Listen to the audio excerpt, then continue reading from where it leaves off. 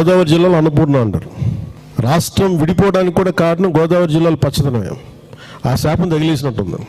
ఈరోజు గోదావరి జిల్లాలో మొత్తం కొబ్బరి చెట్లతోటి, తెలంగాణ నాయకులంతా అంటారు కొబ్బరి చెట్లతో చాలా ఆనందంగా ఉంటుంది, మీరు ఏమంటుందని పచ్చదనంతో చాలా బాగుంటుందండి. ఈరోజు కొబ్బరి చెట్లు ముండలు కూడా లేవు, అంత దిష్టి తగిలింది కోనసీమకి. ఇవన్నీ తలదిక్క మాటలు. పవన్ కళ్యాణ్ గారు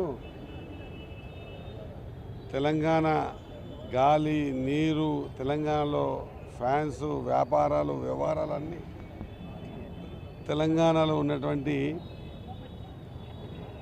వనరులన్నింటినీ కూడా వాడుకొని ఈరోజు ఈ స్థాయికి ఎదిగిన మీరు తెలంగాణ పట్ల, తెలంగాణ విధానాల ఆలోచన విధానం తెలిసిన వ్యక్తిగా ఇట్లా మాట్లాడడం మీకు తగదు.